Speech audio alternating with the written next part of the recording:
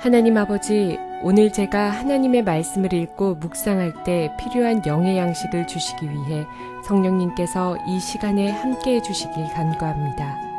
예수님 이름으로 기도합니다. 아멘. 오늘 우리에게 주시는 하나님의 말씀입니다. 요셉을 알지 못하는 새 왕이 일어나 예굽을 다스리더니 그가 그 백성에게 이르되 이 백성 이스라엘 자손이 우리보다 많고 강하도다. 자, 우리가 그들에게 대하여 지혜롭게 하자.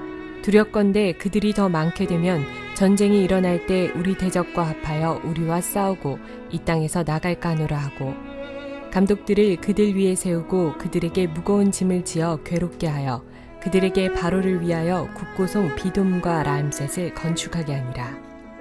그러나 학대를 받을수록 더욱 번성하여 퍼져나가니 애굽 사람이 이스라엘 자손으로 말미암아 근심하여 이스라엘 자손에게 이를 엄하게 시켜 어려운 노동으로 그들의 생활을 괴롭게 하니 곧 흙 이기기와 벽돌 굽기와 농사의 여러 가지 일이라. 그 시키는 일이 모두 엄하였더라. 사랑하는 성도 여러분, 평안하셨습니까? 오늘도 주님께서 주시는 말씀을 통하여 은혜로운 하루를 열어가시기 바랍니다. 오늘 우리에게 주실 하나님의 말씀은 출애굽기 1장 8절에서 14절 말씀입니다. 오늘 8절을 보면은 애굽에 새 왕이 일어났다고 표현되어 있습니다.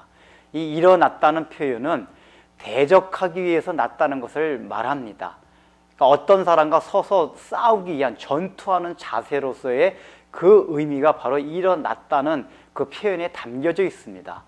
그렇다면 이 새 왕은 바로 왜 그렇게 이스라엘 백성을 향해서 대적하는 그런 자로 나오게 되었습니까? 역사적으로 볼 때에 요셉이 총리로 있었을 때의 애굽 왕조는 힉소스 왕조였습니다. 셈 계통의 민족들이 애굽을 침입해가지고 세운 왕조였습니다. 그런데 이제 그 왕조가 애굽 사람들이 스스로 일어나서 쿠데타가 일어난 그런 반란에 의해서 망해지고 실제로 애굽 사람이 세운 왕조가 세워졌다는 것을 말합니다. 이것을 우리 쿠스타무 1세라고 역사학자들은 얘기를 합니다. 이렇게 왕조가 틀린 애굽 사람이 왕조가 된 그러한 바로가 일어났다는 것을 말합니다. 이 왕조였기 때문에 이들은 셈기통의 이스라엘 민족을 싫어하였습니다. 전 왕조 같지 않았습니다. 특별히 그가 왕이 되어 보니까 이스라엘 민족이 굉장히 번성하고 있었습니다. 창대케 되고 있었습니다. 그래서 뭔가 두려움을 느꼈습니다. 그 두려움을 통해 가지고 그들이 이스라엘 민족을 어떻게 괴롭히고 학대해야 할 것인가를 고민하게 됩니다.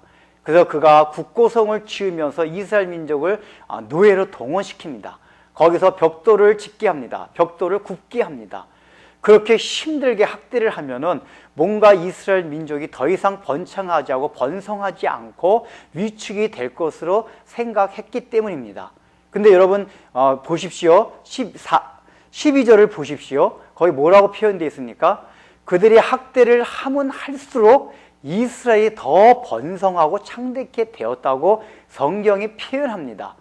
우리가 상식적으로 생각할 때는 너무 힘들고 고달프고 하면은 아이도 잘 못 낳고 뭔가 이렇게 창성케 돼가는 것이 힘들어졌을 텐데 오히려 학대받으면 받을수록 고생을 하면 할수록 어떻게 히브리 사람들은 애기도 더 잘 낳고 더 건강해지고 이렇게 되었다는 얘기입니다. 이것이 사람이 하는 것이 아닙니다. 하나님의 약속이기 때문에 하나님의 지금 나라가 이루어지고 회복돼야 되기 때문에 하나님께서는 오히려 바로 왕이 그렇게 학대하면 할수록 더욱더 하나님의 놀라운 능력을 통해서 하나님의 나라가 왕성해지도록 하는 것입니다. 이 출애굽기에서 이스라엘 백성이 번성케 되고 번창게 되었다는 표현들은 모두가 다 하나님의 나라가 왕성해진다는 것을 말하고 있습니다. 이것이 오늘날 우리에게 무엇을 말해줍니까? 우리 신자들, 예수 믿는 사람들에게는 반드시 대적이 일어난다는 것을 말합니다. 그것을 하나님이 허락합니다. 우리 예수 믿는 사람이 잘 되는 것을 사탄이 꼴을 보지 못한다는 얘기입니다. 우리가 영적으로 은혜를 받고 영적으로도 하나님에 더 가까이 하고 하나님의 나라가 우리의 심령 가운데 이루어지고 우리가 은혜를 받아서 하나님의 나라가 점점 왕성되고 확장되어 가는 것을 마귀가 두고 보지 못한다는 것입니다. 어떻게 해서든지 방해를 하려고 합니다. 자기의 영역이 침범을 당할까 봐 두려워서 어떻게든지 신자를 학대하려고 합니다. 그런데 중요한 것은 하나님께서 그것을 허락하신다는 얘기입니다. 지금 애굽이라는 곳에 새 왕조를 허락하셨듯이 이 세상에도 사탄의 세력이 우리로 하여금 그렇게 학대를 하도록 내버려 두신다는 얘기입니다. 왜 그렇습니까? 이 과정이 있어야지만이 나중에 애굽을 나갈 수 있기 때문입니다. 여러분 한번 생각해 보십시오. 만약에 계속 힉스스 왕조가 있어가지고 이스라엘 사람들을 대우해줬고 그곳에서 잘 살고 있었다면 나중에 가나안 땅에 나갈 마음이 있었겠습니까? 절대로 나가지 않았을 것입니다. 아무리 모세가 좋은 기적을 보여준다 하더라도 잘 살고 지금 편안하게 익숙해진 땅을 나가는 것이 굉장히 힘들었을 것입니다. 하나님께서는 그들의 영적 상태를 알았기 때문에 이들로 하여금 이 애굽에서 사는 것이 얼마나 힘든 것을 보여주기 위해서 바로에게 학대하는 삶을 허락하신 것입니다. 오늘날도 우리에게 동일합니다. 믿는 사람들은 반드시 이러한 삶이 허락된다는 것을 늘 생각해야 합니다. 그것을 이상하게 생각하지 마십시오. 왜 그렇습니까? 그래야지만이 우리는 영원한 가나안 땅을 향해서 발걸음을 내딜 수 있기 때문입니다.